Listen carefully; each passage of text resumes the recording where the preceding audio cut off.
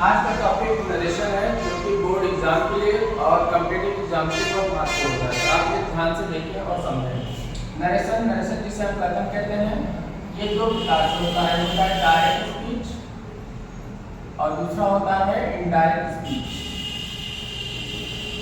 किसी भी कही हुई बात को अगर हम हूबहू कहते हैं या वैसे कहते हैं तो उसे हम डायरेक्ट स्पीच यानी कि हम प्रत्यक्ष कथन कहते हैं, या किसी की कही हुई बात को अगर हम अपने शब्दों में कहते हैं तो उसे हम इनडायरेक्ट स्पीच कहते हैं। अगर रिपोर्टिंग वर्ब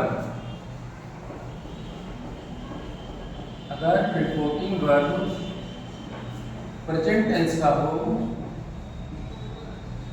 प्रेजेंट या फ्यूचर टेंस का हो, तो रिपोर्टेड स्पीच के टेंस में कोई परिवर्तन नहीं होता।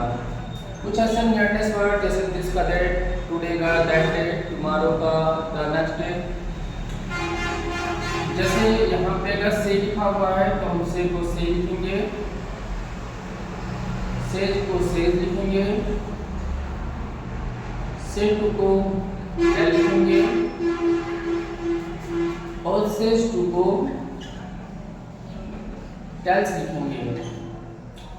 अगर सेट आता है तो हम सेट लिखेंगे और सेट टू के स्थान पे टोल्ड लिखेंगे। इन्वर्टेड कामा के स्थान पे हम दैट लगाएंगे। यानी कि अगर रिपोर्टिंग वर्ब प्रेजेंट टेंस का है तो रिपोर्टेड स्पीच में कोई चेंजिंग नहीं होगा। जैसे Raman says to me, you teach ethics।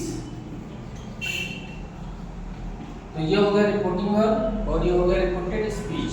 तो रिपोर्टिंग वर्ब में आप देख रहे हैं सेज टू लिखा है, तो हम सेज टू को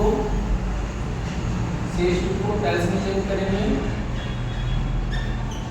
सेज टू को टेल्स में चेंज करेंगे और कामा डॉट काउंटर ओपन के स्थान पे दैट लगाएंगे। यू हमेशा ऑब्जेक्ट से चेंज होता है। यहाँ पे मी लिखा है तो यू सब्जेक्टिव केस और मी ऑब्जेक्टिव केस, तो इसका भी हम सब्जेक्टिव केस लिखेंगे। तो मी का सब्जेक्टिव केस आई। और ये अगर रिपोर्टिंग का प्रेजेंट टेंस का है तो रिपोर्टेड स्पीच में कोई चेंज नहीं होगा। तो प्रेजेंट परफेक्ट का प्रेजेंट इंडेफिनिट रहेगा। टीच का टीच, आई टीच एथिक्स।